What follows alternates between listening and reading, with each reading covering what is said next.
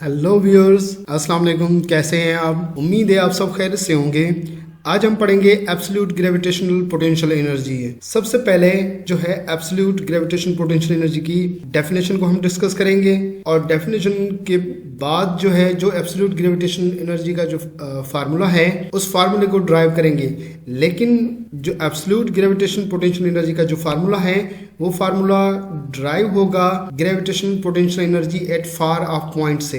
तो पहले जो है हम एक डेरिवेशन को हम हल करेंगे gravitational potential energy at far of point पर, और उसी के थ्रू जो है एब्सोल्यूट ग्रेविटेशन पोटेंशियल एनर्जी का जो है वो हम फार्मूले को हम डिस्कस करेंगे। तो आइए चलते हैं आज के इस टॉपिक को हम डिस्कस करते हैं। मैं हूं आपके साथ शकील अहमद जरवार। हमारे यूट्यूब चैनल को सब्सक्राइब करें, लाइक भी करें और अपने दोस्तों के साथ शेयर भी करें। तो आइए चलते हैं आज के इस टॉपिक को डिस्कस करते हैं। तो सबसे पहले हम एब्सोल्यूट ग्रेविटेशन पोटेंशियल एनर्जी की डेफिनेशन को समझेंगे कि इसकी डेफिनेशन क्या है, उसके बाद ही हम इसकी डेरिवेशन को हम देखेंगे। लेकिन स्टार्ट करते हैं इसकी डेफिनेशन से। हमने ये अज्यूम करते हैं कि हमारे पास अर्थ है, ठीक है। अर्थ के अराउंड जो एरिया है, इस एरिया को हम कहते हैं कि ये हमारे पास जो एरिया है, ये जो डॉट डॉट ऑफ सर्कल आपको नजर आ रहा है, इसके अंदर जितना भी एरिया है इस एरिया को हम कहते हैं कि ये ग्रेविटेशनल फील्ड है, ठीक है। अब इस फील्ड स्पेस को रिप्रेजेंट करने के लिए हम वेक्टर्स यूज करते हैं। अब ये वेक्टर्स जो है ये रिप्रेजेंट कर रही हैं इस फील्ड स्पेस को, और इस फील्ड स्पेस को हम क्या कहते हैं? Gravitational field. लेकिन इन वेक्टर्स को क्या कहा जाता है जो कि ये फील्ड स्पेस को रिप्रेजेंट कर रही हैं? इन वेक्टर्स को ग्रेविटेशनल फील्ड लाइंस कहा जाता है। और इन ग्रेविटेशनल फील्ड लाइंस की हेल्प से या इनके थ्रू ही जो है वो ग्रेविटेशनल फोर्स एक्सपीरियंस्ड होती है। मतलब अगर ये अर्थ किसी भी ऑब्जेक्ट को अपने सेंटर की तरफ अट्रैक्ट करेगी तो फोर्स ऑफ अट्रैक्शन जो लगेगी वो इन फील्ड लाइंस के थ्रू ही जो है वो फोर्स अप्लाई होगी, ठीक है। अब हमारा मकसद जो है वो ग्रेविटेशन पोटेंशियल एनर्जी की डेफिनेशन को समझना है। हम ये कहते हैं कि अब एक ऐसी पॉइंट जहां पर ग्रेविटेशन पोटेंशियल एनर्जी जीरो हो, तो वो पॉइंट कहां पर है? वो पॉइंट जहां पर ग्रेविटेशन पोटेंशियल एनर्जी जीरो होगी वो होगी इन्फिनिटी पर, इनफाइनाइट पोजीशन पर। मतलब अर्थ के सेंटर से इतना दूर डिस्टेंस पर वो डिस्टेंस क्या हो? इनफाइनाइट हो। तो उस इन्फिनिटी पर जो ग्रेविटेशन पोटेंशियल एनर्जी है वो क्या होगी? वो जीरो होगी, ठीक है। अब इस पॉइंट के रिस्पेक्टिव, इन्फिनिटी वाली पॉइंट के रिस्पेक्टिव, इस पॉइंट के रिस्पेक्टिव ग्रेविटेशन फील्ड में किसी दूसरी पॉइंट पर, मतलब अगर हम कहते हैं कि ये जो पॉइंट है, लेकिन इस इन्फिनिटी वाली पॉइंट्स के रिस्पेक्टिव ग्रेविटेशन फील्ड में किसी दूसरी पॉइंट पर जो पोटेंशियल एनर्जी होगी उस पोटेंशियल एनर्जी को हम कहते हैं absolute gravitational potential energy.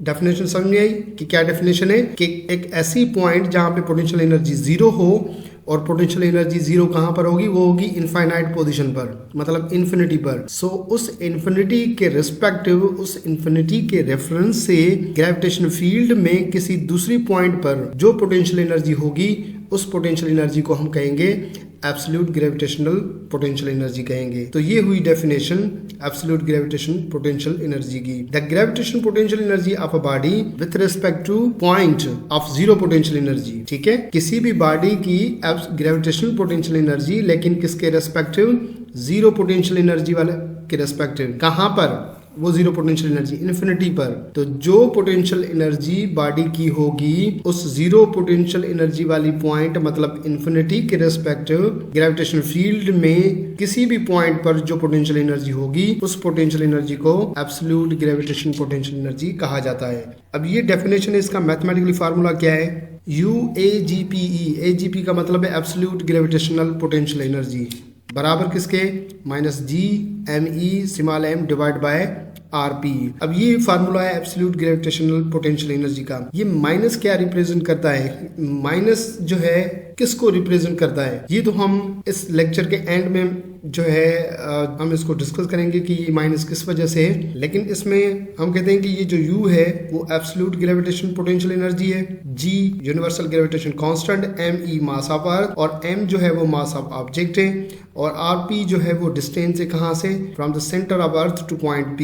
Means हम कहते हैं कि ये सेंटर है अर्थ का, इस पॉइंट से लेकर इस पॉइंट तक जो ये जो डिस्टेंस है, ये डिस्टेंस आपके पास क्या है? RP है। ओके, तो ये फार्मूला है हमारे पास absolute gravitational potential energy energy का, और ये इसकी डेफिनेशन थी। अब ये फार्मूला कहाँ से ड्राइव हुआ, किस तरह से हुआ, तो इसको ड्राइव करने के लिए हम सबसे पहले इसको डिस्कस करेंगे।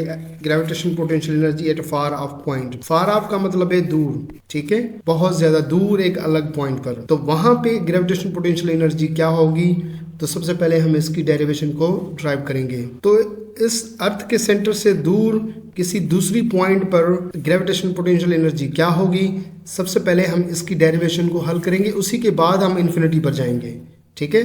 लेकिन पहले जो है हमें एक फार ऑफ पॉइंट पर, मतलब किसी दूर अलग पॉइंट पर जो ग्रेविटेशन पोटेंशियल एनर्जी होगी, ठीक है, अर्थ के सेंटर से, उसका फार्मूला हमें ड्राइव करना है। उसके बाद ही उससे बाहर इन्फिनिटी पर हम जाएंगे, ठीक है। तो पहले इसका फार्मूला हमें ड्राइव करना है, उसके बाद हम इस एब्सोल्यूट ग्रेविटेशन पोटेंशियल पर आएंगे, उसके बाद ही हम इन्फिनिट पॉइंट पर आएंगे, ठीक है। तो आइए चलते हैं, इसकी डेरिवेशन को हम ड्राइव करते हैं। Gravitation potential energy at far of point, ठीक। हम कहते हैं कि हमारे पास ये अर्थ है हमारी, ठीक है, ये अर्थ का सेंटर है। अब अर्थ के सेंटर से लेकर किसी दूर पॉइंट पर ग्रेविटेशन फील्ड में, कीप इन माइंड, ये पूरी की पूरी आपके पास क्या है, हम कंसीडर करते हैं कि ग्रेविटेशन फील्ड है। अब इस ग्रेविटेशन फील्ड में कोई एक दूर पॉइंट हमने कंसीडर की, वो हमारे पास क्या है, एन है, ठीक है। अब एन जो है, और हम कहते हैं कि हमारे पास दूसरी पॉइंट हमारे पास क्या है, 1, ये वाली पॉइंट है, ए और बी, ठीक है। जो ए है वो पॉइंट 1 को रिप्रेजेंट कर रहा है, और बी जो है वो एन को रिप्रेजेंट कर रहा है। अब हमें क्या करना है, हमें जो है सबसे पहले gravitation potential energy find out करनी है। तो हम क्या करेंगे,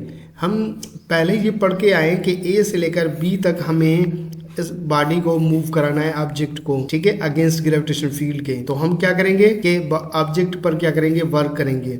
वो वर्क ऑब्जेक्ट के अंदर स्टोर्ड होगा, ठीक है, किसके फॉर्म में, ग्रेविटेशनल पोटेंशियल एनर्जी के फॉर्म में स्टोर होगा। लेकिन वर्क जो है, क्या हम डायरेक्टली जो है F इंटू एस के फार्मूले से हम वर्क फाइंड आउट करें? नहीं, हम इस फार्मूले से वर्क फाइंड आउट नहीं कर सकते डायरेक्टली, क्योंकि ये जो फोर्स है, ये फोर्स ग्रेविटेशनल फोर्स है, और ग्रेविटेशनल फोर्स हमेशा इनवर्सली प्रोपोर्शनल होती है स्क्वायर ऑफ डिस्टेंस के। जैसे जैसे डिस्टेंस बढ़ता जाएगा ग्रेविटेशन फोर्स कम होती जाएगी।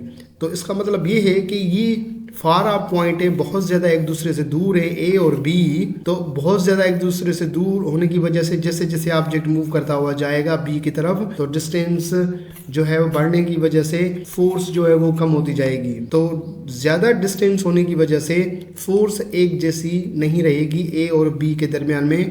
तो ग्रेविटेशन फोर्स जब एक नहीं है, कांस्टेंट नहीं है, तो हम ये फार्मूला इस्तेमाल नहीं करेंगे, ठीक है, क्योंकि इस एफ जो है इस फार्मूले के अंदर वो कांस्टेंट फोर्स है। तो हमें कांस्टेंट फोर्स चाहिए ताकि हम क्या फाइंड आउट कर सकें, वर्क फाइंड आउट कर सकें ए से लेकर बी तक, और वही वर्क स्टोर्ड होगा पोटेंशियल एनर्जी के फॉर्म में स्टोर होगा। तो फिर हम क्या करना है, अब हमें इस डिफिकल्टी को कैसे हल करना है। इस डिफिकल्टी को हल करने के लिए हमने ये किया कि ए से लेकर बी तक, आप इस फिगर में देखें, ये जो ए पॉइंट है, ठीक है, ए से लेकर बी तक जो है, इनको हमने स्मॉल इंटरवल्स में हमने क्या कर दिया है, डिवाइड कर दिया है। और हर स्मॉल इंटरवल्स का जो है जो विड्थ जो है वो डेल्टा आर है। मीन्स अगर ए के वहां पॉइंट 1 है, तो अर्थ के सेंटर से लेकर इस पॉइंट 1 तक जो डिस्टेंस है वो आपके पास R1, अर्थ के सेंटर से लेकर इस पॉइंट तक जो डिस्टेंस है वो R2। अब R1 और R2 में जो डिफरेंस है, वो डिफरेंस हमारे पास क्या है, डेल्टा आर। मीन्स ये 1 और 2 के दरमियान में जो ये जो इंटरवल है,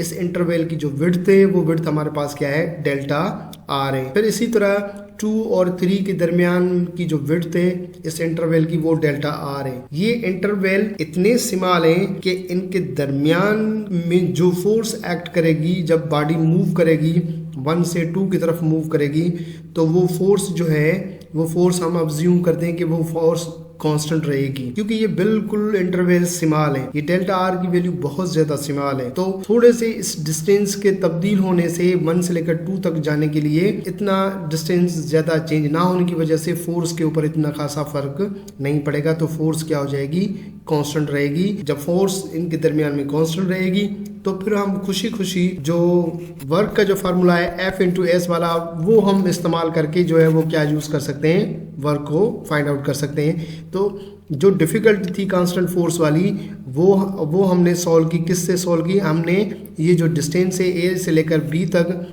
इस पूरे डिस्टेंस को हमने स्मॉल इंटरवल्स में डिवाइड करके हमने सॉल्व कर ली। तो चलते हैं हम अब इसका पूरा स्टेप वाइज हम इसकी डेरिवेशन को हम समझेंगे। ठीक है, तो हमने ए से लेकर बी तक जो डिस्टेंस है उसको 1 से लेकर n इंटरवल्स में हमने डिवाइड किया है। हम चलते हैं अब इसकी डेरिवेशन की, क्योंकि आज का लेक्चर कुछ ज़्यादा ही जो है वो लंबा हो जाएगा, तो हम जल्दी से चलते हैं इसकी डेरिवेशन को हम सॉल्व करते हैं। ओके, तो कंसीडर एक बॉडी जिसका मास m है, वो इनिशियली पॉइंट A1 पर है ग्रेविटेशन फील्ड में, is lifted very far of point BN gravitation field. तो एक बॉडी जिसका मास m है वो इनिशियल पॉइंट A पर है, ठीक है, इस जगह पर है, इस A वाली पॉइंट पर है, ठीक, उसको लिफ्ट किया जाता है very far of point BN पर, यहाँ तक B तक उसको लिफ्ट किया जाता है, ठीक है, ग्रेविटेशन फील्ड में। Then work done can not be directly find out from formula W is equal to mf। क्यों, मैंने समझा दिया क्या वजह है, क्यों इस फार्मूले से हम फाइंड आउट नहीं कर सकते, क्योंकि इस फार्मूले में फोर्स कांस्टेंट है और A से लेकर B तक जाने के लिए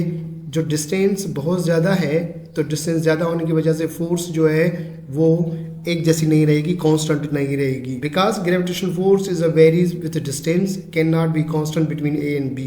ए और बी के दरमियान में कांस्टेंट नहीं होगी। तो क्या किया जाए, to overcome this difficulty divide the distance from A to B into small number of interval each of width delta R. तो इस डिफिकल्टी को हल करने के लिए हमने ए से लेकर बी तक का जो डिस्टेंस है इसको हमने इंटरवल्स में हमने डिवाइड किया और हर इंटरवल की विड्थ जो है वो डेल्टा आर। याद रखें कि ये डेल्टा आर किसके बराबर है, बराबर है R2 में से R1 को क्या करना है, माइनस करना है। Okay, delta R is a very small in which gravitation force is assumed to be constant. Delta R बहुत ज्यादा स्मॉल है इनके इस विड्थ में, मतलब इस जो डेल्टा आर विड्थ है 1 से लेकर 2 तक, अब इसके दरमियान में जो फोर्स है वो फोर्स जो है हम ये अज्यूम करते हैं कि फोर्स क्या है, कांस्टेंट है। तो ग्रेविटेशनल फोर्स एट पॉइंट 1, अब जो पॉइंट 1 है ये वाली, यहाँ तक ग्रेविटेशनल फोर्स कितनी लगेगी, वो फोर्स क्या है हमारे पास, F1 equal to GMEM upon R1 square. ये फार्मूला कहाँ से आया, ये फार्मूला जो न्यूटन का लॉ है, कौन सा लॉ, यूनिवर्सल ग्रेविटेशनल कांस्टेंट का लॉ, ठीक है, यूनिवर्सल ग्रेविटेशनल, ठीक है, ग्रेविटेशनल यूनिवर्सल ग्रेविटेशनल लॉ, ये लॉ न्यूटन ने प्रपोज किया था, उस लॉ से जो है ये फार्मूला हमने लिया है। ओके, तो F1 is equal to GMEM upon R1 square, ये F1 है, ये फोर्स 1 लग रही है इस पॉइंट 1 पर। ग्रेविटेशनल फोर्स एट पॉइंट 2 पर कितनी लगेगी, F2 is equal to GMEM upon R2 square, ठीक है, इस 2 पॉइंट पर, ये वाले जो 2 पॉइंट है यहाँ पर कितनी ग्रेविटेशनल फोर्स लगेगी। अब F1 और F2 का एवरेज कितना होगा, जब हम कहते हैं कि एवरेज जब फोर्स निकालेंगे बिटवीन F1 और 2 के दरमियान में, तो हम लिखते हैं कि एवरेज फोर्स बराबर किसके, F1 प्लस F2, और ये दो फोर्सेस है 1 और 2 के दरमियान में, तो 2 से हमने इसको डिवाइड किया। F1 GMEM upon R1 square के बराबर है और प्लस वही सेम F2 जो है वो GMEM अपॉन R2 स्क्वायर। क्या करेंगे अब हम, आप सपोज करेंगे इस 1/2 को आप जो है वो अलग कर दें, ठीक है, ये 1 यहाँ तक सपोज करेंगे, ये 1 मल्टीप्लाई हो रहा है इनके साथ, ठीक है, तो ये 1 और ये 2 हमने इसको अलग करके यहाँ पे रख दिया, बाकी ये वाले जो टर्म है पूरा का पूरा ये हमने एज इट इज यहाँ पे रखा मल्टीप्लाई में। ओके, अब क्या करना है हमें, अब इसमें से आप ये करें कि ये G, ये MEM, ये GMEM, ये कॉमन लेके बाहर 1 के साथ मल्टीप्लाई में रखें। ओके, तो मल्टीप्लाई में 1 के साथ मैंने यहाँ पे बाहर रख दिया कॉमन में। अब क्या करना है, अब इन दोनों को आप LCM लें, तो LCM हमारे पास R1 स्क्वायर R2 स्क्वायर होगा, ठीक है। तो जब हमने ये एलसीएम लिया तो एलसीएम में क्या करेंगे, हमारे पास ये जो R1 स्क्वायर ये इसके साथ कैंसिल होगा, बाकी R2 बचेगा, वो R2 इस 1 के साथ क्या होगा, मल्टीप्लाई होगा, ठीक है, तो R2 स्क्वायर हो गया। फिर हमने इस R1 R2 स्क्वायर से इस R2 स्क्वायर को डिवाइड करेंगे,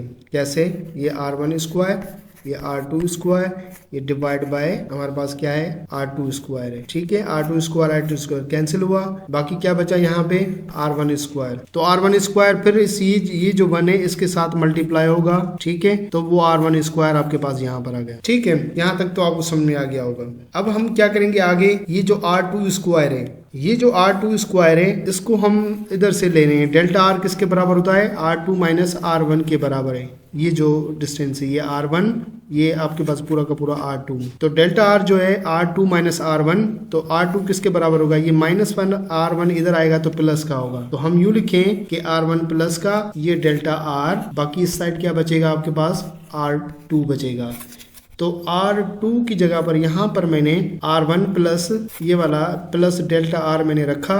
R2 स्क्वायर है तो मैंने इसको स्क्वायर कर दिया, प्लस में R1 स्क्वायर। अब ये जो टर्म है ये फार्मूला सॉल्व करें a plus B whole square के मुताबिक, a plus B whole square के मुताबिक आप इसको सॉल्व करें। ठीक है, तो a plus B whole square बराबर किसके? a square plus 2ab plus आपके पास b स्क्वायर के ये। तो इसमें हमारे पास a प्लस बी, तो इसमें क्या है? R1 प्लस b क्या है आपके पास? Delta R। ओके, इसको रख के होल स्क्वायर करें तो ये किसके बराबर होगा? a स्क्वायर मतलब R1 स्क्वायर प्लस में फार्मूला वही सेम, प्लस में 2ab, ये 2a R1 है और b क्या है? Delta R। ठीक है, प्लस में b स्क्वायर मतलब डेल्टा R स्क्वायर। ठीक है, अब देखें कि ये मैंने रखा है या नहीं रखा। नेक्स्ट स्टेप में ये इसको हमने a plus B whole square के मुताबिक हमने इसमें देखें हमने क्या किया है? सॉल्व किया है यहाँ पर। तो इसकी जगह पे ये वाला जो पूरा टर्म है ये वाला जो है इसको हमने रखना है। ठीक है, तो चलें आगे। तो हमारे पास क्या है? ये R1 square plus 2R1 delta R plus delta R square plus R1 square. अब ये R1 स्क्वायर है और ये भी R1 स्क्वायर, यहाँ पे दो है R1 स्क्वायर, दोनों प्लस के तो सम हो जाएंगे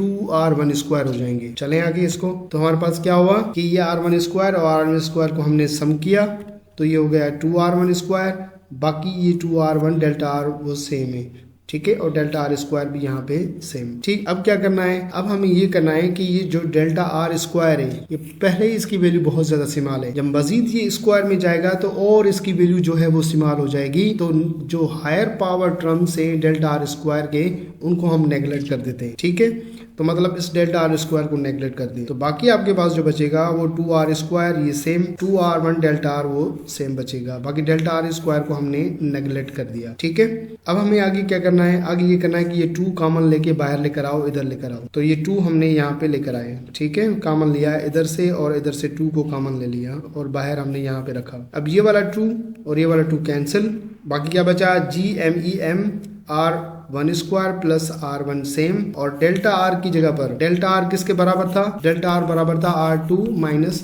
R1 था। ठीक, तो डेल्टा R की जगह पर R2 माइनस R1 मैंने रखा। अब हमें क्या करना है? इस R1 को मल्टीप्लाई करें इस ब्रैकेट के साथ, ये जो ब्रैकेट है ना इसके साथ मल्टीप्लाई करें तो R1 R2 मल्टीप्लाई में ये माइनस और ये प्लस और ये वाली माइनस आपस में मल्टीप्लाई होंगे तो माइनस होगा। ठीक है, R1 मल्टीप्लाई हो जाएगा इस R1 से तो R1 स्क्वायर होगा यहाँ पर ये वाला। ठीक है, अब ये माइनस का R1 है ये वाला और ये प्लस का R1 कैंसिल, तो बाकी क्या बचेगा? बाकी R1 R2 upon R1 square R2 square हमारे पास बचा। ओके, तो हमने क्या किया कि इसमें एक R1 कैंसिल, दूसरा हमारे पास ये R2, एक R2 यहाँ से कैंसिल, तो ऊपर तो 1 बच जाएगा लेकिन नीचे जो है वो R1 और R2 बचेगा यहाँ पे। अब GMEM को आप क्या करें? मल्टीप्लाई करें इस 1 के साथ, तो हमारे पास क्या होगा? हमारे पास बचेगा GMEM अपान R1 R2। अब ये मिल गई हमें फोर्स, ग्रेविटेशनल फोर्स, जो कि एवरेज फोर्स हम ले रहे थे 1 और 2 के दरमियान में। ये 1 और 2 के दरमियान में यहाँ पे जो फोर्स अप्लाई होगी एवरेज,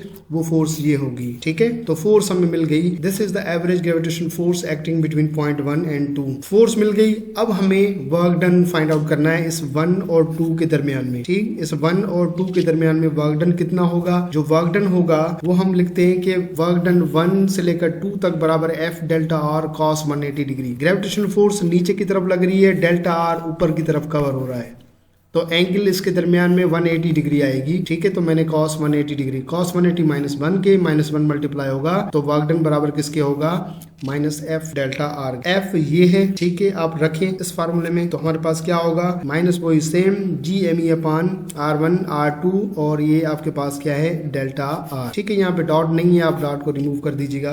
ओके, तो डेल्टा R किसके बराबर है? R2 माइनस R1 के, तो इस डेल्टा R की जगह पर मैंने R2 माइनस R1 रखा। अब GME अपान आप इसको बाहर लेकर आए, इस ब्रैकेट से बाहर लेकर आए, यहाँ पे मैंने बाहर लेकर आया, बाकी R2 माइनस R1 को डिवाइड कर दिया R1 और R2 से। अब ये R2 माइनस R1 को R1 और R2 डिवाइड कर रहा है तो हमने इसको अलग अलग लिखा, पहले R2 है तो R2 divide by R1 R2, फिर माइनस वही सेम, ये माइनस सेम, फिर R1 है डिवाइड बाय आपके पास R1 और R2। अब क्या करना है हमें, अब हमें ये करना है कि ये जो R1 था और सॉरी R2 था और ये R2 कैंसिल जो कि मैंने यहाँ पे किए हैं, और ये R1 और ये R1 क्या हो जाएंगे, कैंसिल हो जाएंगे जैसे कि मैंने यहाँ पर कर, ठीक है। तो यहाँ पे ऊपर 1 बचेगा इधर, और इधर भी आपके पास क्या होगा, 1 बचेगा। बाकी ये R1 पूरा का पूरा कैंसिल हो गया यहाँ से। तो हमारे पास वर्क किसके बराबर हुआ, वर्क बराबर हुआ minus GMEM 1/R1 minus 1/R2। अब ये वर्क डन है सिर्फ पॉइंट 1 और 2 के दरमियान में, ओके।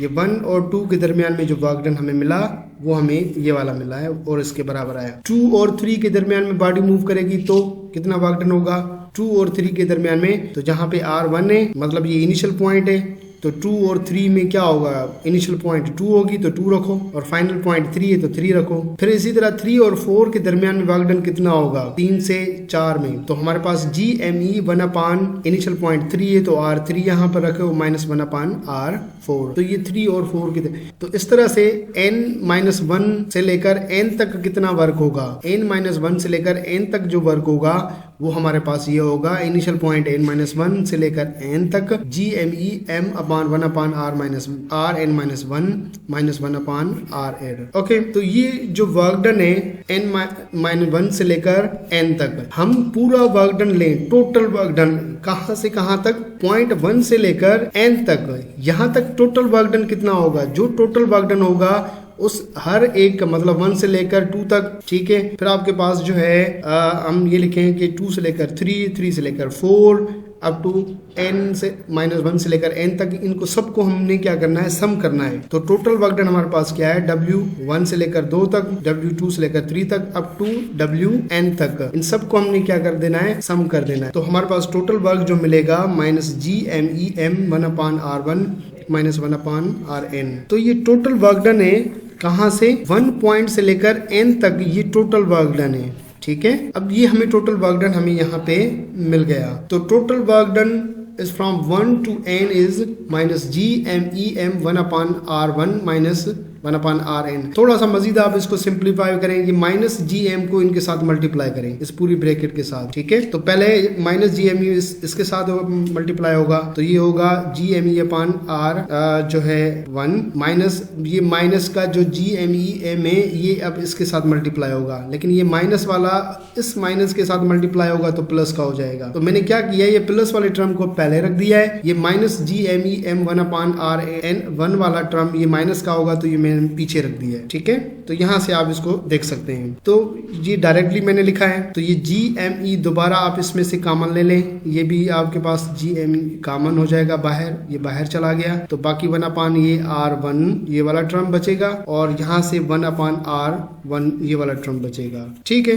तो ये हमारे पास टोटल वर्क डन हुआ फ्रॉम पॉइंट कहाँ से लेकर 1 से लेकर n तक, इस पॉइंट 1 से लेकर इस n तक ग्रेविटेशनल फील्ड में ये टोटल वर्क डन है हमारा, जब हमने बॉडी को A से लेकर B तक हमने मूव कराया है। इस पॉइंट को जरूर समझिएगा, ठीक है। मैं दोबारा समझा देता हूँ, माइनस GMEM इस 1 के साथ मल्टीप्लाई होगा तो माइनस GME/R1 होगा। अब ये माइनस वाला जो टर्म है ये मैंने लेके गया हूँ पीछे, ये माइनस जब इस माइनस के साथ मल्टीप्लाई होगा तो ये प्लस का होगा, तो ये टर्म प्लस का होगा, तो प्लस वाला टर्म मैंने आगे रखा है, माइनस वाला टर्म मैंने यहाँ पे पीछे लेके आया हूँ, ओके। तो ये इस तरह से सॉल्व हुआ। अब ये टोटल वर्क डन हमें मिल चुका है। हमें पता है कि जो टोटल वर्क डन वो बॉडी के अंदर स्टोर होगा पोटेंशियल एनर्जी के फॉर्म में, तो U बराबर किसके होगा, वर्क डन टोटल के, और वर्क डन टोटल किसके बराबर है, वो बराबर इसके। तो आप इस वर्क डन टोटल की जगह पर आप ये रख दें, तो पोटेंशियल एनर्जी हमें कितनी मिली, GMEM 1/Rn माइनस 1/R1। तो ये है gravitation potential energy at far of point, okay. This is the gravitation potential energy at far of point. ये पोटेंशियल एनर्जी स्टोर्ड हुई, किस वजह से स्टोर्ड हुई, क्योंकि वर्क डन हुआ अगेंस्ट ग्रेविटेशन फोर्स, कहाँ से, फ्रॉम A से पॉइंट 1 से लेकर पॉइंट B तक, यहाँ हम कहते हैं कि n तक। तो ये वर्क डन जो है स्टोर हुआ ग्रेविटेशन पोटेंशियल एनर्जी के फॉर्म में, और इस पोटेंशियल एनर्जी को हम ने कैलकुलेट किया फार ऑफ पॉइंट पर, ठीक है। अब इसके थ्रू अब ये जो वर्क डन है, ठीक है, ये वर्क डन जो हमने कैलकुलेट किया, इस वर्क डन के हेल्प से जो है हम एब्सोल्यूट ग्रेविटेशन पोटेंशियल एनर्जी को डिफाइन करेंगे, ठीक है। अब हम चाहते हैं कि लेट सपोज कि ये जो बी पॉइंट है, ये आर पॉइंट, ये इन्फिनिटी पर है, ठीक है। तो इस बी पॉइंट से मतलब हम कहते हैं कि अर्थ के सेंटर से लेकर इस बी पॉइंट तक जो डिस्टेंस है, एन तक जो डिस्टेंस है, वो डिस्टेंस आर एन है, और ये डिस्टेंस का क्या है, इन्फिनिटी तक है। तो आर एन बराबर किसके है, इन्फिनिटी के, ठीक है। अब इस इन्फिनिटी वाली पॉइंट से लेकर इस ग्रेविटेशन फील्ड में किसी भी पॉइंट पर हम चाहते हैं कि लेट सपोज इस वन पॉइंट पर, ठीक है, मीन्स इस इन्फिनिटी वाली पॉइंट से लेकर इस बी पॉइंट तक, इन्फिनिटी वाली पॉइंट से लेकर इस वन पॉइंट तक जो वर्क डन होगा बॉडी पर, वो वर्क डन स्टोर्ड होगा पोटेंशियल एनर्जी के फॉर्म में, और ये पोटेंशियल एनर्जी जो है वो कहलाएगी एब्सोल्यूट ग्रेविटेशनल पोटेंशियल एनर्जी। क्योंकि इस पोटेंशियल एनर्जी को एक्सप्लेन करने के लिए हम जो है, जो फार ऑफ पॉइंट है, जो एन वाली पॉइंट है, वो हम कहाँ पे ले रहे हैं, वो ले रहे हैं हम इन्फिनिटी पर। तो इस इन्फिनिटी पॉइंट के रेस्पेक्टिव किसी दूसरी पॉइंट पर ग्रेविटेशनल फील्ड में जो पोटेंशियल एनर्जी स्टोर्ड होगी, वो एब्सोल्यूट ग्रेविटेशन पोटेंशियल एनर्जी कहलाएगी। तो हम इसकी अगर डेफिनेशन हम बनाएं, डेफिनेशन क्या कहलाएगी, the amount of work done in moving a body from infinity to a point one in gravitational field is stored in the form of potential energy called absolute gravitation potential energy. Means जो work done हो body में, जो work done हो body में कहाँ से, from infinity से, जहाँ पर पोटेंशियल एनर्जी क्या है, जीरो है।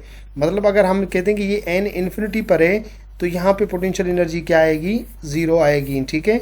तो इस इन्फिनिटी पॉइंट से हम बॉडी को मूव कराएं, और कहाँ पर मूव कराएं, पॉइंट वन तक हम मूव कराएं ग्रेविटेशन फील्ड में, तो जो वर्क डन होगा वो वर्क डन उस बॉडी के अंदर जो है पोटेंशियल एनर्जी के फॉर्म में स्टोर्ड होगा, और उस पोटेंशियल एनर्जी को हम क्या कहते हैं, एब्सोल्यूट पोटेंशियल एनर्जी या एब्सोल्यूट ग्रेविटेशन पोटेंशियल एनर्जी, ठीक है। वर्क डन कितना हुआ, वर्क डन हम कहते हैं कि हमने ये इक्वेशन हमने यूज़ करनी है, इक्वेशन हमने यूज़ की, और इस इक्वेशन में आर एन हमारे पास जो है किसके बराबर है, इन्फिनिटी के बराबर है, ये हमें यूज़ करना है। तो हम लिखेंगे W total is equal to G M E M bracket start 1/RN। तो आर एन इन्फिनिटी है, तो इन्फिनिटी हमने यहाँ पे रख दी, तो 1/इन्फिनिटी ये बराबर होगा 0 के, ठीक है। तो 1/इन्फिनिटी 0, तो इस पूरे टर्म की जगह पर हम क्या रखेंगे, 0 रखेंगे। तो हमने 0 रख दिया यहाँ पर, ठीक है। तो 0 माइनस ये 1/R1, तो ये माइनस 1/R1 होगा, ठीक है। यहाँ पर अब जी एम ई एम को इस -1 के साथ मल्टीप्लाई करना है, तो टोटल वर्क डन किसके बराबर होगा, -GMEM/R1। अब ये वर्क डन हुआ जब हमने ऑब्जेक्ट को कहाँ से मूव कराया, इन्फिनिटी से मूव कराया है पॉइंट 1 तक ग्रेविटेशन फील्ड में। अब ये वर्क स्टोर्ड होगा पोटेंशियल एनर्जी के फॉर्म में, ठीक है। तो हम लिखते हैं कि पोटेंशियल एनर्जी जो कि एब्सोल्यूट ग्रेविटेशन पोटेंशियल एनर्जी है, वो बराबर है वर्क डन के, और वर्क डन किसके बराबर है, वर्क डन बराबर है इसके। तो हम इस वर्क डन की जगह पर हम ये वाला जो टर्म है ये हम रखेंगे। तो हमारे पास एब्सोल्यूट ग्रेविटेशन पोटेंशियल एनर्जी का फार्मूला क्या बन जाएगा, -GMEM/R1। ये एब्सोल्यूट ग्रेविटेशन पोटेंशियल एनर्जी है किस पॉइंट पर, पॉइंट 1 पर। आप फिगर में देखें जो पॉइंट 1 कहाँ पर है, ए पोजीशन पर, ठीक है। अब ये पॉइंट 1 पर है, ठीक है। हम चाहते हैं कि कोई भी गिवन पॉइंट हो, कोई भी गिवन पॉइंट हो, लेट सपोज ये एक गिवन पॉइंट है कोई, ठीक है। इस पॉइंट पर जो एब्सोल्यूट पोटेंशियल एनर्जी होगी उसको हम कैसे लिखेंगे, हम लिखेंगे UAGPE बराबर -GMEM/RP। RP इस पॉइंट P से, अर्थ के सेंटर से लेकर इस पॉइंट P तक जो डिस्टेंस है वो क्या है, RP है, ठीक है। अब आप देखें कि absolute gravitational potential energy negative में आ रही है, यहाँ पे माइनस साइन आ रही है। इसका क्या मतलब है, ठीक, इसका मतलब ये है कि जो पोटेंशियल एनर्जी स्टोर्ड हो रही है वो वर्क डन की वजह से स्टोर हो रही है, ठीक है। और ये वर्क जो है वो आपके पास किस वजह से, ग्रेविटेशन फोर्स की वजह से। और ग्रेविटेशन फोर्स हमेशा अट्रैक्टिव फोर्स है, और ये इसकी नेचर अट्रैक्टिव है, रिपल्सिव नहीं है। तो अट्रैक्टिव फोर्स होने की वजह से एब्सोल्यूट ग्रेविटेशन पोटेंशियल एनर्जी हमारे पास हमेशा क्या आएगी, नेगेटिव आएगी। अगर ये पॉइंट P वाला RP जो है वो बढ़ता जाएगा इन्फिनिटी तक चला जाएगा, तो यहाँ पे पोटेंशियल एनर्जी जो है वो क्या हो जाएगी, बिल्कुल 0 हो जाएगी। तो अर्थ के सेंटर से डिस्टेंस बढ़ने से absolute gravitation potential energy increase होगी, मतलब नेगेटिव साइन है तो ये कम से कम नेगेटिव होती जाएगी। जैसे हम कहते हैं कि भाई -5, -4, -4 -5 से बड़ा है, फिर -3 -4 से बड़ा है, फिर -2 -3 से बड़ा है। तो माइनस में जो है माइनस कम से कम होती जाएगी, जैसे जैसे ये डिस्टेंस बढ़ता जाएगा absolute gravitation potential energy increase होती जाएगी। अब जब इनफाइनाइट पे पहुंचेंगे तब जाके वो क्या हो जाएगी, बिल्कुल जीरो हो जाएगी। तो ये जो था हमारा lecture absolute gravitation potential energy का। हमने सबसे पहले फार ऑफ पॉइंट तक जो पोटेंशियल एनर्जी थी उसका फार्मूला हमने ड्राइव किया और उसका हमने वर्क डन ड्राइव किया। फिर उस वर्क डन की बुनियाद पर हमने क्या एक्सप्लेन की, एब्सोल्यूट ग्रेविटेशन पोटेंशियल एनर्जी को हमने एक्सप्लेन किया। तो आई होप कि आज का लेक्चर आपको अच्छे से समझ में आ गया होगा। अगर कोई कंफ्यूजन है किसी भी किस्म की, किस टर्म में, किस स्टेप में आपको समझ में नहीं आई, तो वो आप कमेंट बॉक्स में पूछ सकते हैं। मैंने बिल्कुल कोशिश की है कि आपको अच्छे से अच्छा समझाऊं, क्योंकि ये डेरिवेशन कुछ ज़्यादा बड़ी थी और मैंने भी इसके स्टेप्स बढ़ाए थे ताकि आपको हर स्टेप क्लियरली ये समझ में आ जाए। तो आई होप कि ये आपको समझ में आ गया होगा। अपनी राय से ज़रूर आगाह कीजिएगा, आपकी राय हमारे लिए बहुत सारी मायने रखती है। अपना बहुत सारा ख्याल रखिएगा। Thank you very much. अल्लाह हाफिज़।